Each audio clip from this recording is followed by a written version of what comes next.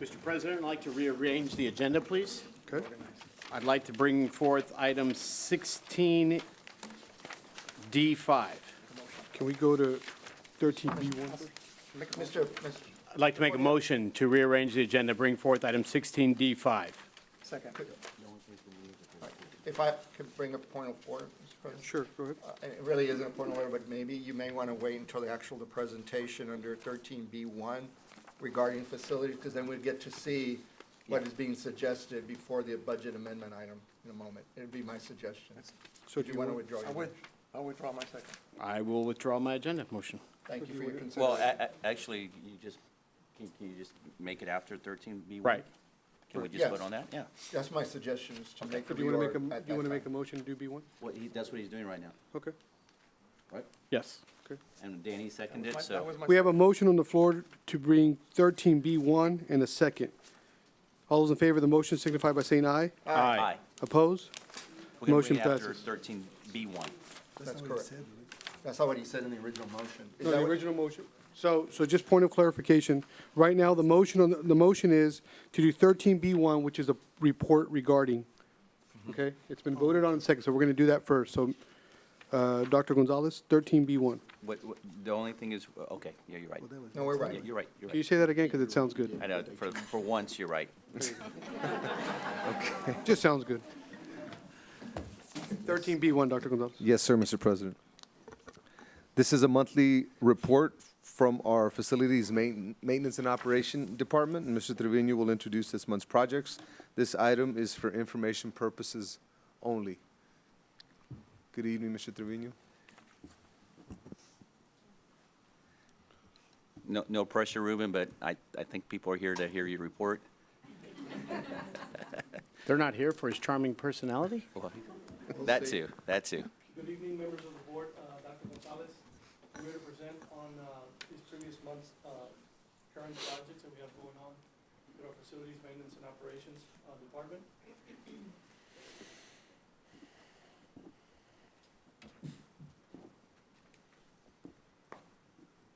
Our first project here on the first slide is our re-roof along with the AC replacement project at Chief Early College High School at Lincoln. Currently, this particular project's at about 40% completion, and it's on schedule, on time. Our next project here is a staff development parking over at Lincoln High School on the north side. As you can see on this particular project here, you've got your inlets already in place. Your curbs, your sidewalks are now fully poured. Compaction was going on today, and we're expecting asphalt here in the next week or so to start coming in. The next slide is the 8-lane competition track over at Brown Middle School, which is a locally funded project along with CDBG funds through the city of McAllen. On this particular slide here, we see the kitchen over at Memorial High School with cafeteria upgrades, phase 2. This picture was taken around Tuesday of last week. Everything you see there is now fully poured in concrete. It was poured on Saturday and Sunday of this weekend, and the last portion is being poured tomorrow morning. Here we have newly acquired department, warehouse fixed assets is now under facilities maintenance and operations. We're working with the different departments on transfers, disposals, auctions. We're also working with campus technology on the rollouts for current Apple computers and Chromebooks that have been delivered. We're also doing dry storage and working with the Central Nutrition warehouse to do some storage for them, to take advantage of some volume pricing. Brett, I have a question, Mr. Brett. Mr. Trevino, you now have responsibility over fixed assets for the district. The fixed assets on the physical component of it, which is over on the warehouse side, All right. correct? All right, and that would include anything that the district is also going to dispose of as far as technology, equipment, things of that nature? Correct. Okay. As you know, there was our internal auditor found some items that had not been inventoried and that had sensitive information on them. Has that been disposed of? We're currently working with the auditor to eventually dispose of those, and that is on schedule for disposal in January. January of 2020? Yes, sir. All right, sir. Thank But you. the items are still there from before. And Ms. But can I just point clarification? There were some specific items around hard drives that were destroyed at the time and disposed. The stuff that's left, we have some routers and some data points, but those don't contain student or employee data. So that's still being gathered, and Mr. Trevino and Mrs. Camilla have been working on gathering more items from the campuses, and we're going to get those together and dispose of them, but I do want to make sure I clarify that the items that had student data and employee data were destroyed and disposed.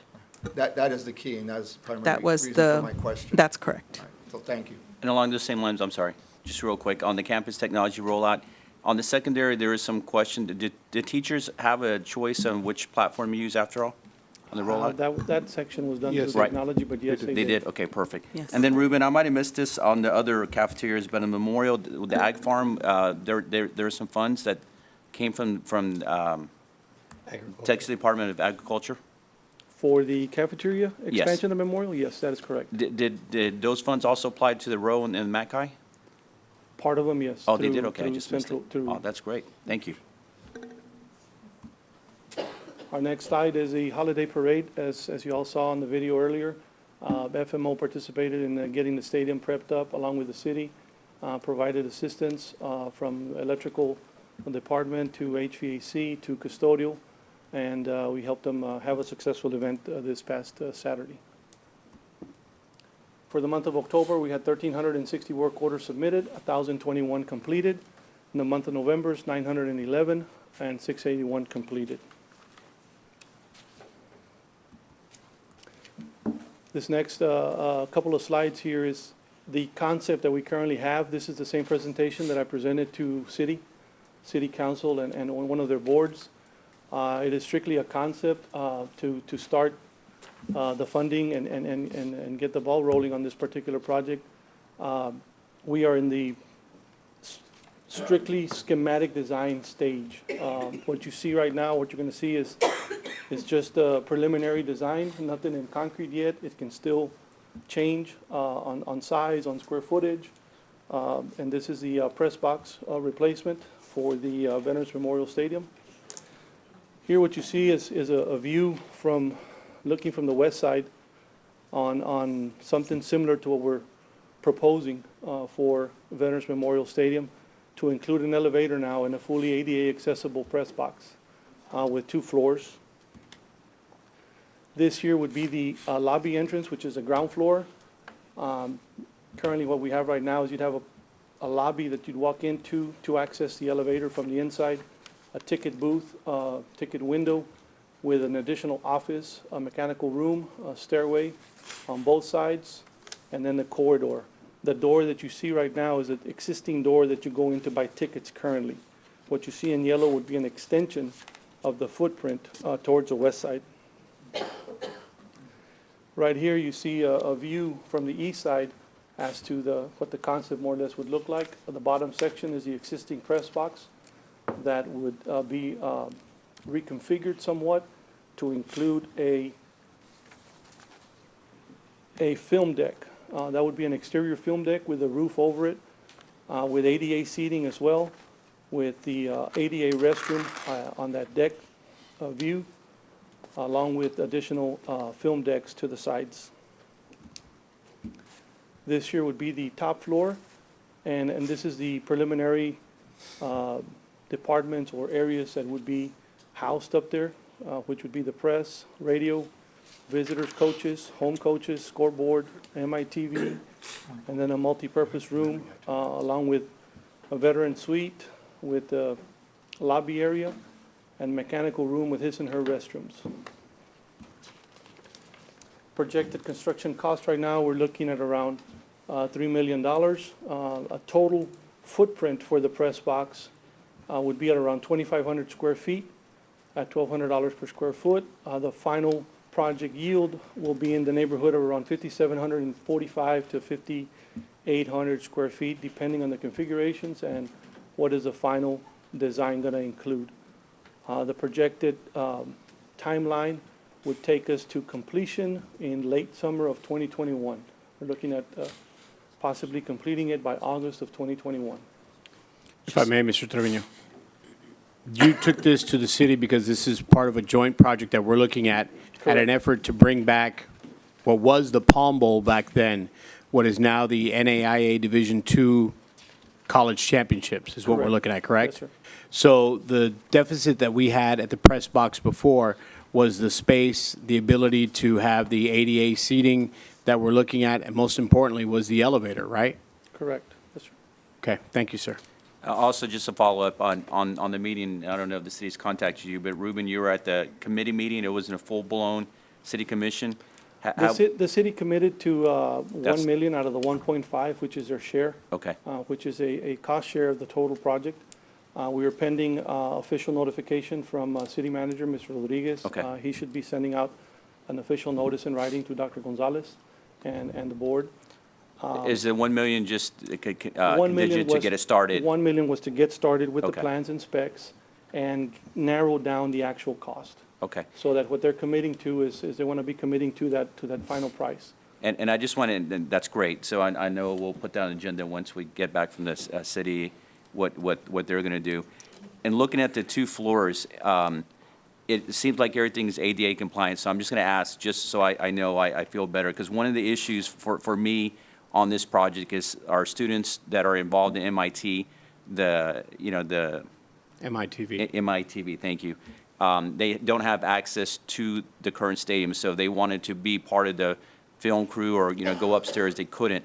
There's no room that's inaccessible for someone that is special needs or has a wheelchair, right, in this particular press box? Currently, we don't have the accessibility to get up there. Right, but in this new one proposal, they have access to every room. In this, you would have access to every single floor. Correct. Perfect. Even the radio, for example, if they want to Yes. participate, awesome.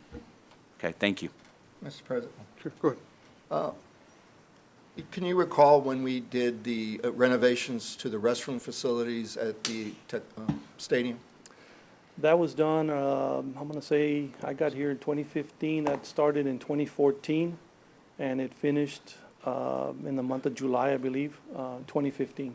And we asked for city permits and the like. In fact, we worked with the city at that time to do that phase of the renovation. I would imagine so. This was a joint project with the city, and I would imagine that everything was properly taken out at that time, And yes. I and believe so there was ADA upgrades that were being done on the facility at that time? The current ADA upgrades that were done at that time to the stadium were to the home side. The home side area for the front sitting side, and making it accessible with the ramps to access it from the sides. What about the restroom facilities The restroom facilities as well, as well? yes. So we made significant modifications to the stadium as far as ADA for those on the home side? Correct. Yeah, this is a concern for me, and it's something that I'm glad we've been really putting time at access, because it happens to be the 50th anniversary of the signing of the ADA by President Bush, the first president, is that we did significant modifications at that time, and it did not include access to the press box, even though there's an elevator there. And it's my understanding the elevator at that time was still working, but when the renovations were done with the city, it did not include any certification of the existing, and therefore, it's no longer certified for any use at all. It is my understanding that those elevators were taken off use at that particular time. I can go back and gather some information from the previous contract that was there, but I believe that was part of the scope of work prior to me being here. So any access that anybody that needs to, and surprisingly, ADA includes a lot larger population than what we think. It includes individuals with diabetes, for example. If they're not able to walk and move around well because of their condition, they're ADA, and they should be having access. Is the fact we had elevators, they were decommissioned, they're not certified, we can no longer use it to even get to the second level, much less, The elevators that were there, that were functional at one point, were only to access the mezzanine, which at one point the district only stored, was part of the, warehouse / maintenance areas. They did not access fully to the way to the top. Again, I would suggest as we continue to move forward that we look at this statute and see where we were at the time we made the renovation. Were we in compliance at that time? Because a concern would be that now that we're discussing it, we could be subject to the fact that individuals that can no longer or will not be allowed to access that area even though we make significant changes, then that becomes another issue. And I hope it doesn't become one that hinders us moving forward with this project. Now, what's the difference between the square footage? And is there a difference in cost, or is it, would it be the same cost whether we go to that expansion on the sides where it says 250 square feet? That is additional expansion. If both the city and the district wanted to extend an additional space to each side, we could still add an additional 250 square feet to each side. And it's just there for illustration purposes. Once we get to the final design, once the schematic design is complete, we'll have a better gauge on the final price.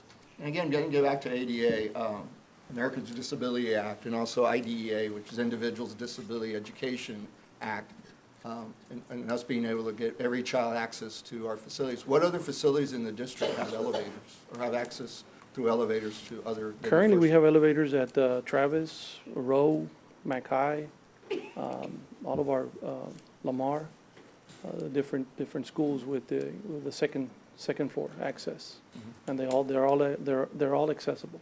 So is this the only facility the district has that doesn't have access for our students or staff in our ADA? As far as a gathering facility or area or space, yes. Thank you very much. One question.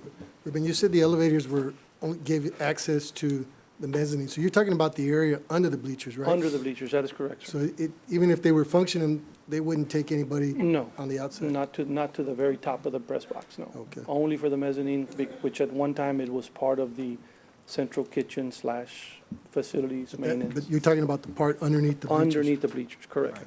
They're actually Thank you. freight elevators, really. Hello, Ruben. So you have the cost of, let me start from the ground floor.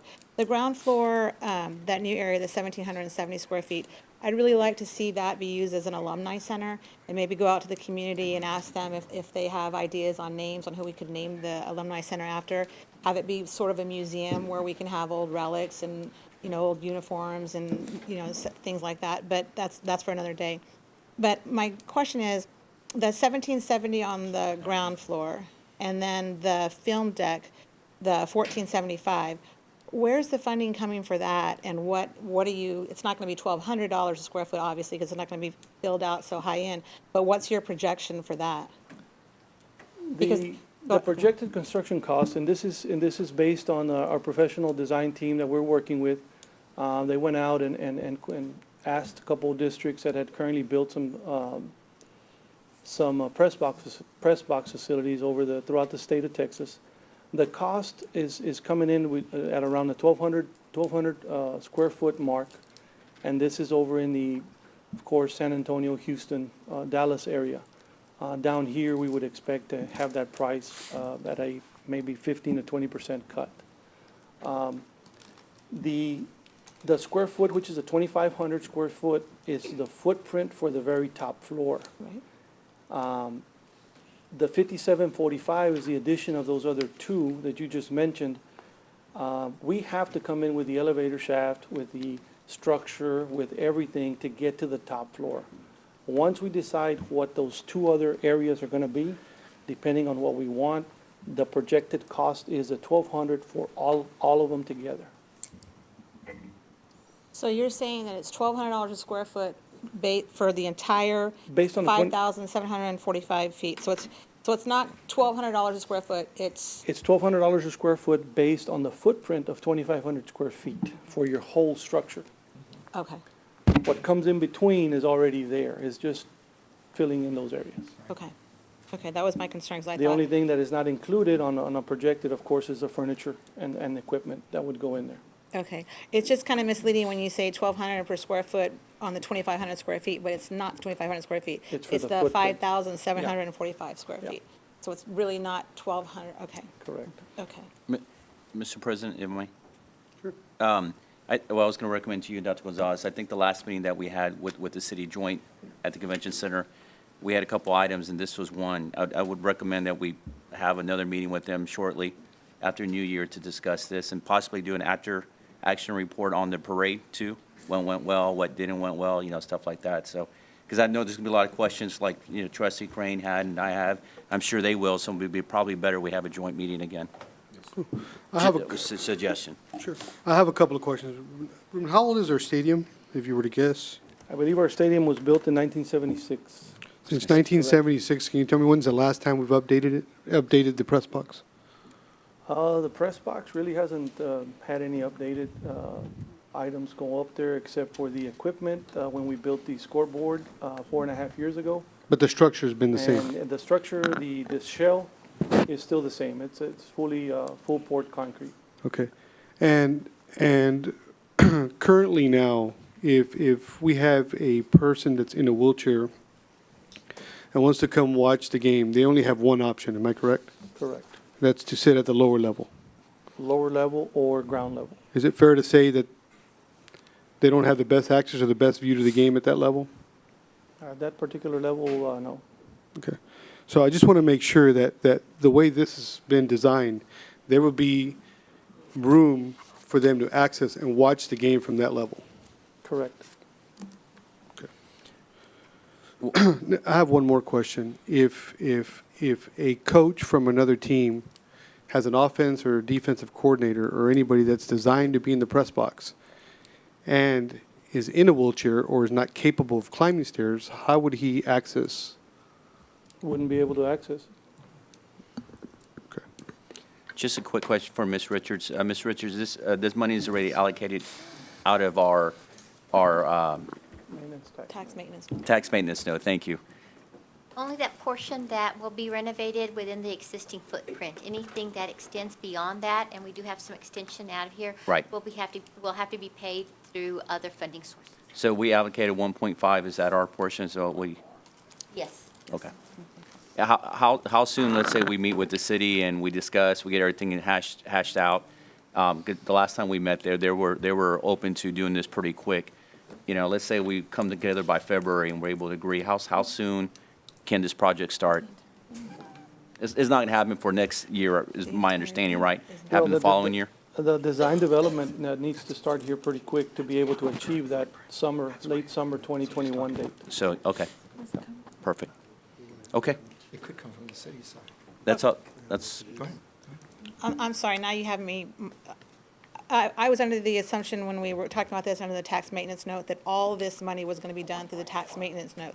So you're saying that because all of this extends, I would say 70% of it extends beyond the current footprint, that it cannot come from the tax maintenance note. Correct. So what we voted on doing the 1.5 million, we're going to spend that 1.5 million on the 30%, and we still have to come up with the funding for the 70%. Divided it with the city though, too. City, right. Well, I'm sorry, but that's not the impression that I had, that we voted on. I mean, that pulls things in a whole new light. When we were told at tax maintenance note, when we voted on this as part of the projects, it was 100% of the money was going to be, we weren't going to have to dip into our fund balance. Now, obviously, we're going to be dipping into a fund balance for this in order to finish this project off, so we might want to.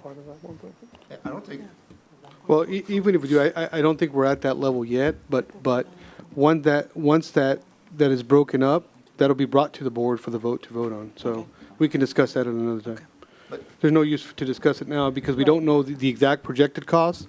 We don't know what's going to be considered new construction and what isn't. We don't know whether if the new construction part is $1 million and the city is giving us $1 million and that money can be applied there. Until we have those moving parts in place, we Oh, I can't see make a what you're decision. So I think that'll be brought formally to the board and the board will vote on that.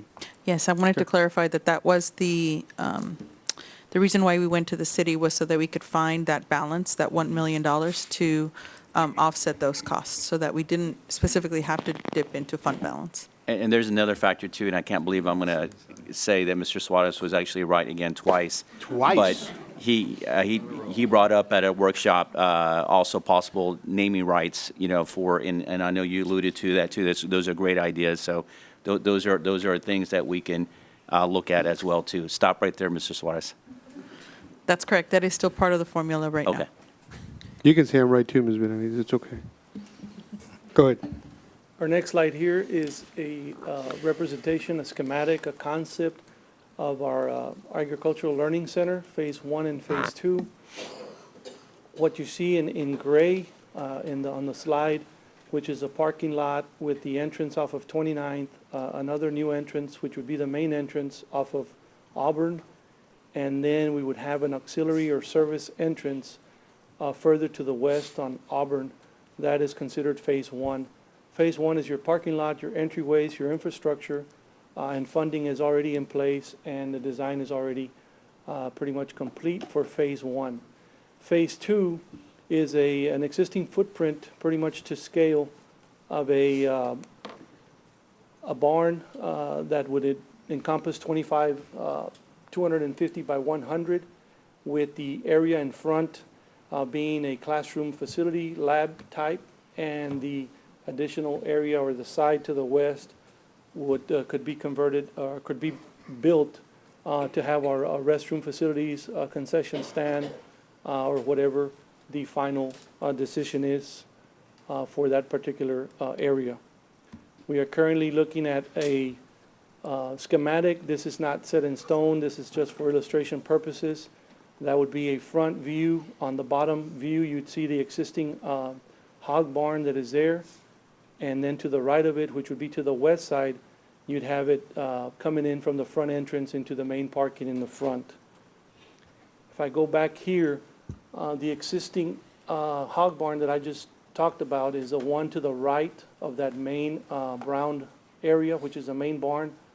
The steer barn is pretty much in line with that green space in between both barns. That would be about 65 feet away from the hog barn to the new barn. And then to the south side, we're leaving 45 feet away, so that in visiting with the 3 ag teachers, we've had 2 meetings to discuss some of the schematics, some of the numbers, the square footage. Currently, we have the steer barn at about 50% capacity. We have the hog barn at about 40 to 50% capacity as well. And the lamb and goat barn is pretty much to full capacity plus more. It's over capacity currently. The barn area that currently is out there is in the neighborhood of around 24 to 25,000 square feet. The new barn area would be 25,000 square feet on the 250 by 100 facility, not to include the footage on the classroom slash concession store, feed store rooms areas. And speaking with the 3 agricultural teachers, they feel that this is enough as far as expansion or room for growth, because we're currently at 50% on 2 of the bigger barns. That would be somewhat sufficient. And then the reason for the space on the west side is that will be the area that will allow us to continue to grow the barn in the future along the same line. So it will have room for growth for future use. Currently, right now, we are looking at in the past years, 2-3 years, the current ag facilities have been bidded out to be within the $85 to $110 a square foot. Here we're looking at a total price of about $2.7 million that it would take for building the agricultural learning center. We currently have the $700,000 already that's been board approved previously for Phase 1, and the needed funding would be an additional $2 million. Mr. Trevino, in Phase 1, you talked about the infrastructure. I know what caught the attention of my eye for the ag farm was when they were shearing a couple of the animals, and it literally became a pond because the septic tank was full. Have we corrected that problem yet? That was corrected about 3-4 weeks ago, yes. Okay, so now that we can go in and properly shear the animals. The second thing, with the recent cold fronts that we've had coming in, we've had a couple of the laminas on top of the barn that have been flapping in the wind. Has that issue been corrected? They went out there and took care of that. Okay, so our $700,000 that will go for infrastructure and development right now is mainly just working underneath. It's not something that's going to have the immediate impact for our students in their classrooms right there. Correct. And then the $2 million is what's actually going to build this up. Now, I'd like to offer an idea that I know that you and I have spoken about. I believe it was Manor Idea that took their CTE welding programs and actually had those students build the pens I'm not saying I'd like to see that done, but I think it's an excellent idea in which we're giving some hands-on training to our CTE welding students in which they can come in and help offset the cost and maybe lower that $2 million a couple of cents here and there. We can certainly look into that, yes. Thank you, sir. I have a couple questions, if you don't mind. Ruben, I just want to clarify for myself.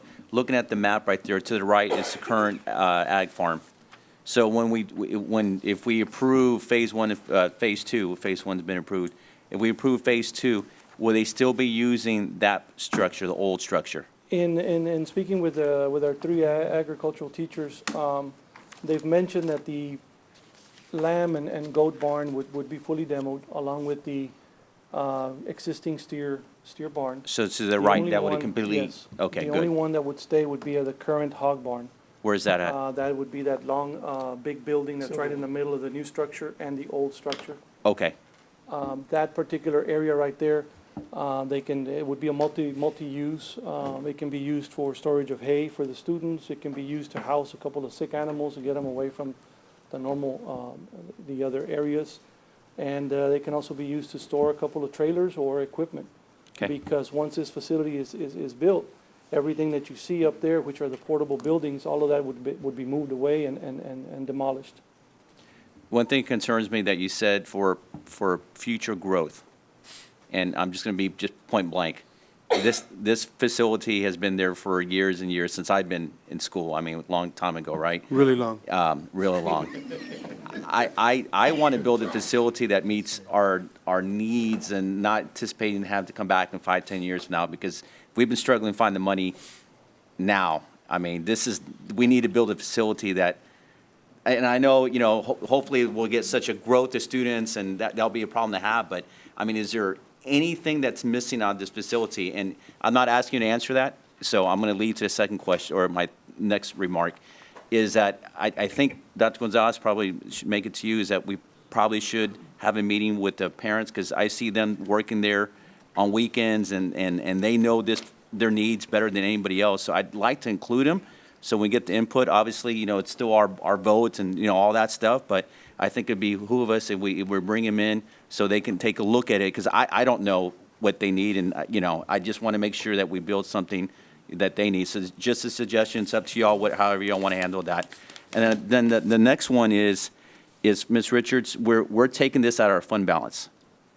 To the extent necessary, we will. We are setting aside the proceeds from the sale of real property to offset the cost. Right. And any difference or any shortfall will come from the unassigned fund balance and our excess fund balance. Now, I'm going to try and explain this the best way I know, the layman's term. So our fund balance is our savings. The state asks us to have 2 to 3 months' worth of savings.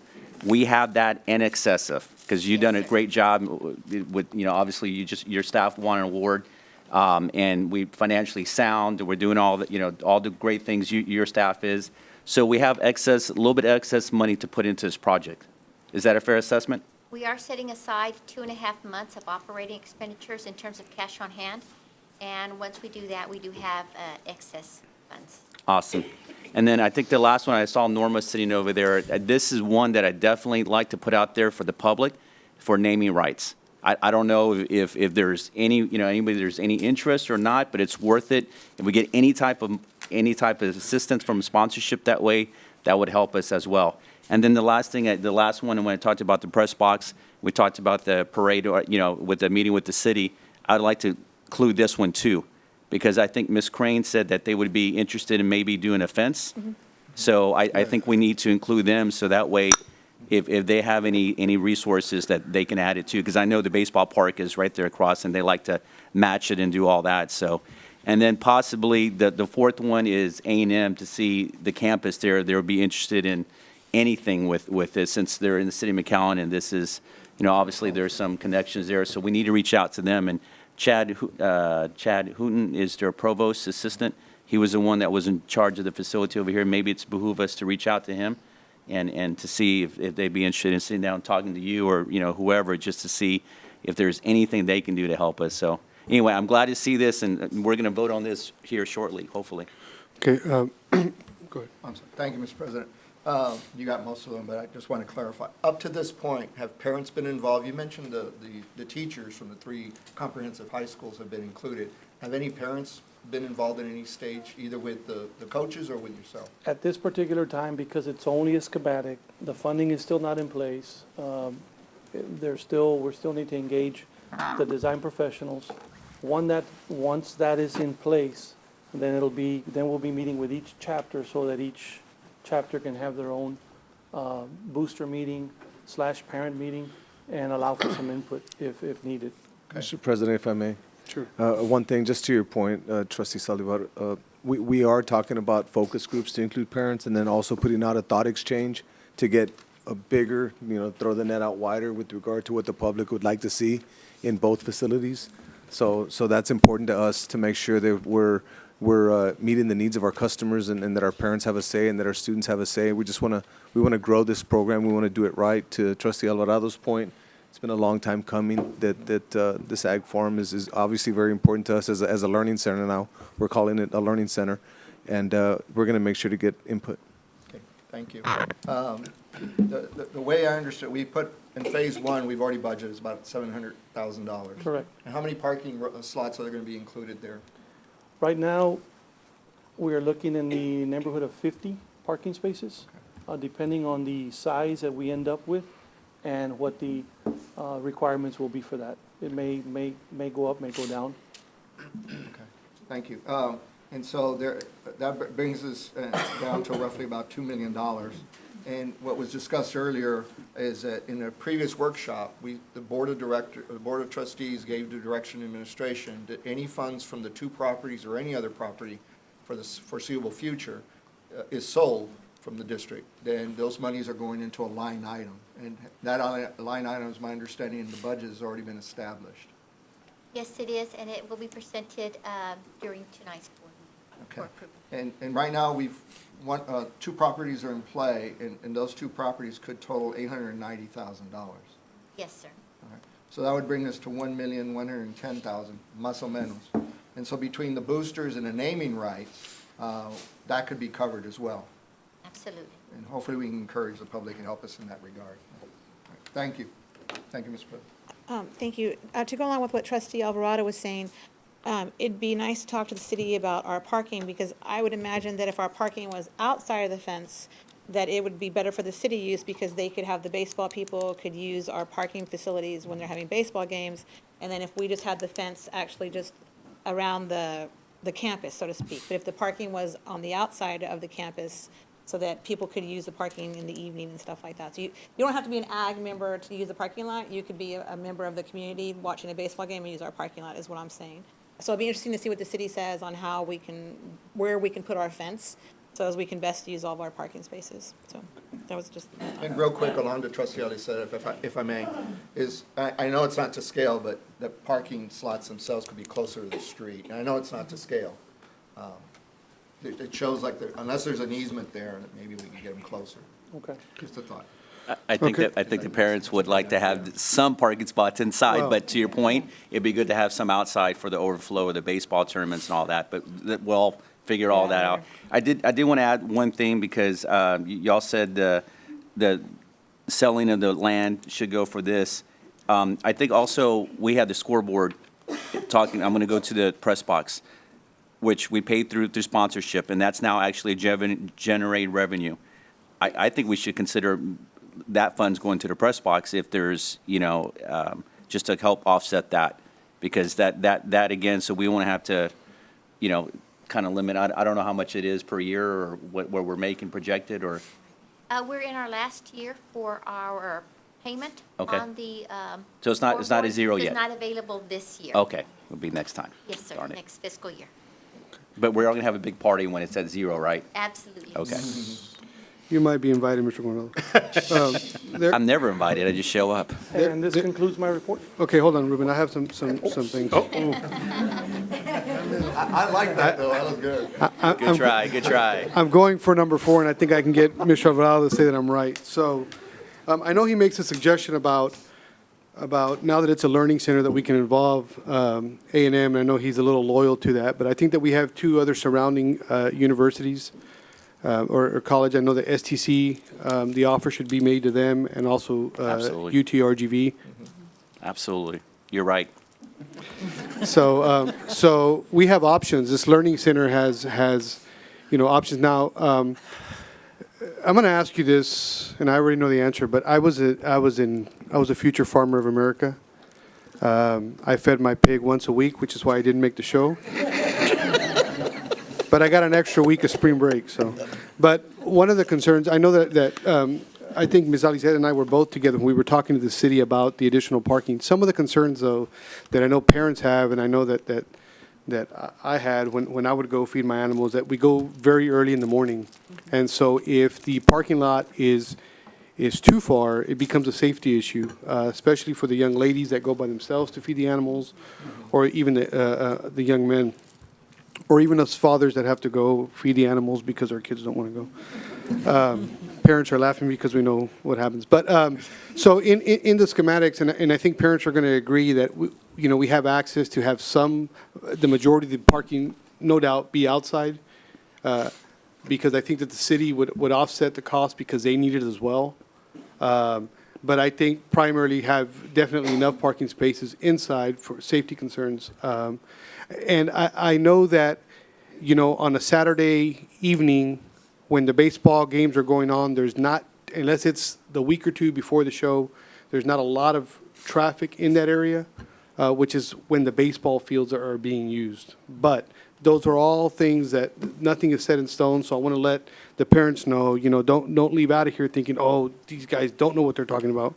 Because you might be right, but Don't say it. but I think that everyone on this board is listening out there, and it's not going to be just a one-way thing. So, and then the So- last thing that I wanted to address was, when's the last time we fixed or did anything to the structure at the Ag Farm? Do you know? I believe We'll have to ask some of our alumni parents, ask some of our alumni parents that were students then. Okay, that concludes your report. Thank you. Ruben. Actually, Ruben, it's so we're crystal clear.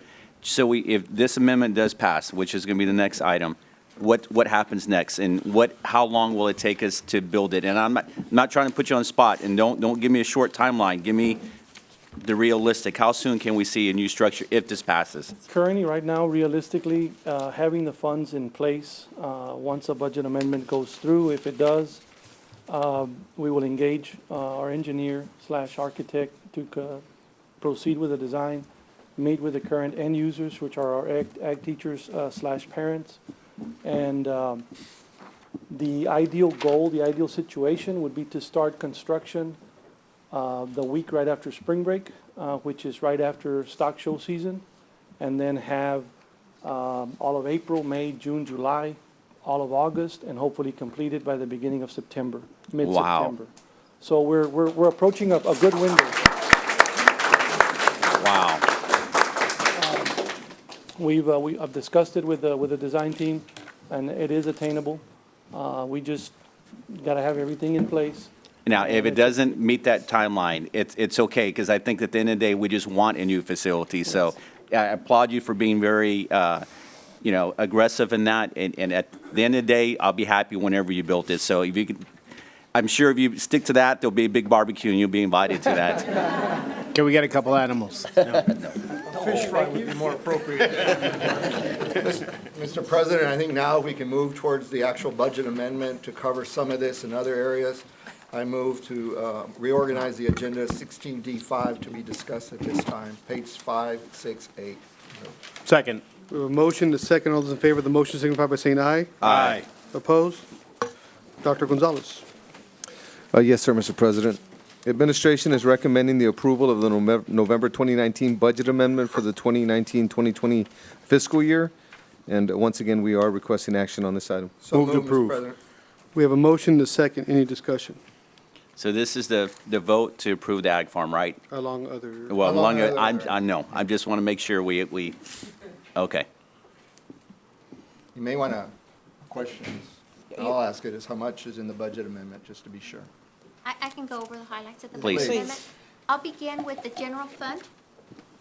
When we look at the general fund, we do have $225,000. That's funding for CBDG playground improvements for McAllen, Thigpen, Zavala, and Wilson Elementary from the city of McAllen. And that's $225,000. Then what we have budgeted were the approval of the Apple lease and Chromebook lease Phase 2. Those were the electronic devices for our students and staff in the amount of $530,605 and $304,275. Is there any way you can put it on the screen? I don't have that one That's okay. on the screen. It's all right. I'm sorry to interrupt. No problem. Okay. The next item we have are the proceeds for the sale of property located on Jackson Road, and that was for $308,632. And in addition to that, we're going to look at, we are also setting that up as other uses, and we'll be transferring those monies to a capital projects fund, and I will be going over the capital projects budgets in a few minutes. But you're seeing the proceeds coming in, and then we're going to see those proceeds being transferred out to capital projects. And capital projects would include the ag farm, Yes, sir. Yes, sir. just to be clear. And those are the larger items for the general fund. So I'm going to move on to the capital projects fund. This is the first time that we're going to be establishing a capital projects fund for this fiscal year. As we move forward, administration has always approved budgets for capital projects funds, and we will continue that practice as we move forward. So, and setting this up, the first item we have on there is that transfer of the $308,632 from the sale of the property on Jackson Road. That money is being set up. The report says Fund 601. We had to change that most recently to Fund 698. It is a capital projects fund. It is where we will be placing any future proceeds from the sale of property, and that will be used to offset the cost for the ag farm. Thank you. The second item we have on there is $2 million. And those $2 million are the $2 million of the $30,440,000 maintenance tax note amount that we began with. We are actually working with $28,440,000 for the maintenance tax notes. We are going to set aside the $2 million on our part as a district. So that money has been then transferred from the general fund to a capital projects fund, and that fund will be Fund 619. At the time we receive the proceeds from the maintenance tax notes, which will happen in February, we will set up another fund for those $28,440,000. So the $28 million and this $2 million will make up our maintenance note project funding, and this Fund 698, which is now beginning with the $308,000, will be the proceeds for the ag farm. And again, those are now on the new capital projects funds. Wait, you lost me for a second. The $2 million that's our payment, that's not this. The $2 million had initially been established for a payment for this fiscal year. Right? That was then repurposed, and instead of paying it out, we've transferred into this capital projects fund so we can start using those monies. So the $2 million that we're setting aside as a district, plus the $28,440,000 that we will issue notes for in February, will make it the full $30,440,000 that we had initially. Because we didn't go out in time this year? Okay, Yes, ma'am. okay. It allows us to start rolling faster. Absolutely. Once this budget amendment is approved tonight, then tomorrow, there will be access to the funds so that people can begin any preliminary work and establish requisitions, purchase order, what's necessary. And that is the capital projects fund. And we are seeking approval for both amendments to the general fund and the capital projects fund. You may have said it, and I was taking notes, and I might not have written down.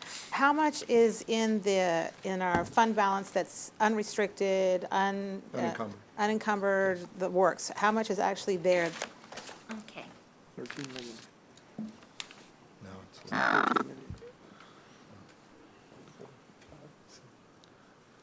At year end, on June 30th, 19, we ended with an unassigned fund balance of $54,487,758. At that point, we had excess unassigned fund balance of $14,600,000, a little over $600,000. But that was based on 2 months' worth of operating expenditures. Right? With a new change with the first rating and indicator, now rating us at 75 days of cash on hand, which in essence is 2.5 months of operating expenditures. That has changed the excess amount from 14.6 million to $5 million. The Okay. additional half month actually amounted to 9.5 million to set aside.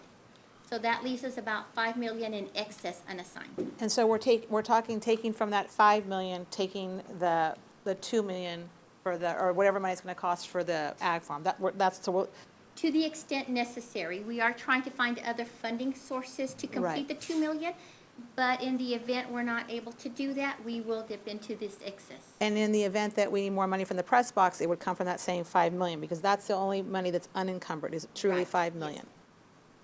And that has to do with HB3. Once HB3 came into play, everything had to be recalculated as far as what we had on, and that's where suddenly, and it's all digital money, that's why we ended up where we were. And this, the moving from the 2 months worth of operating expenditures to 2.5 is as a result of the first rating, which is mandated by TEA. Just a comment. The ag farm monies would be going over to the next budget cycle, and any press box monies would be going into 2 budget cycles, so there may be some relief there, In other words, I we see. wouldn't pay it all at once. right? Yes.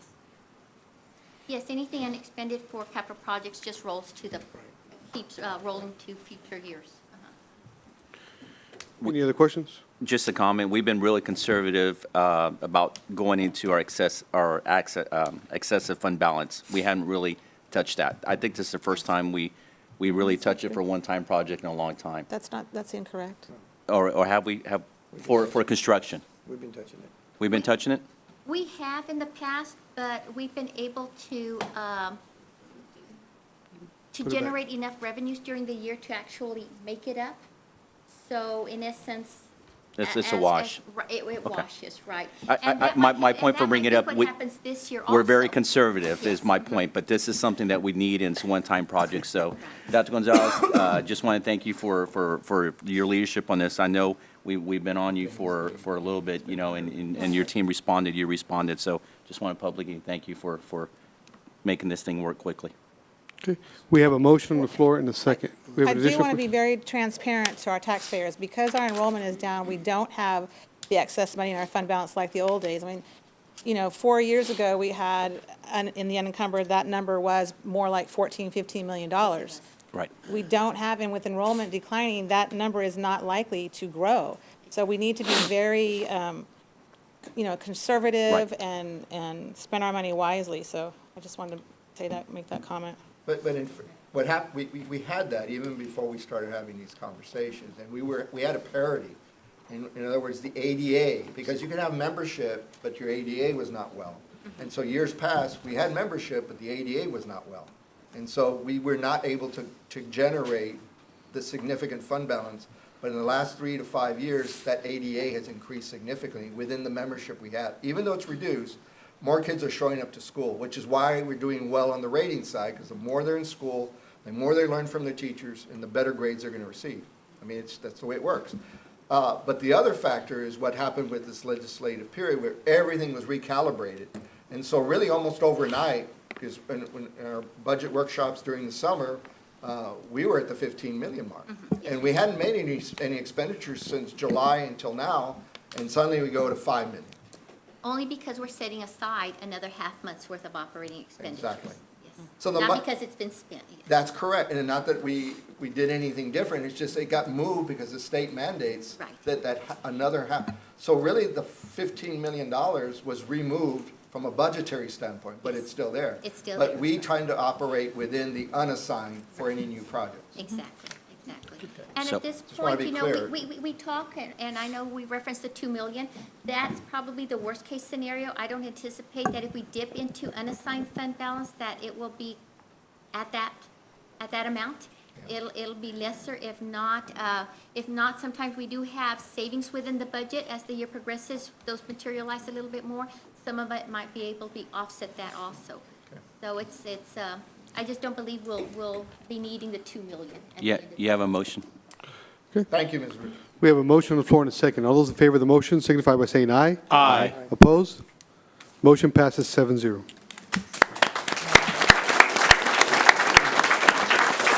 Mr. President, just kudos to McAllen High School FFA for their Cowboy Classic that they had Saturday. It was called the Mac High Cowboy Classic, but all three schools came together. This may have been their largest one that they've had in the last couple of years. When you see schools coming from Victoria East, West Oso, down to the Rio Grande Valley to show their animals, it's a true sign of the hard work that these parents, along with our teachers and our sponsors, are doing. So kudos to you all. Thank you so much. Congratulations.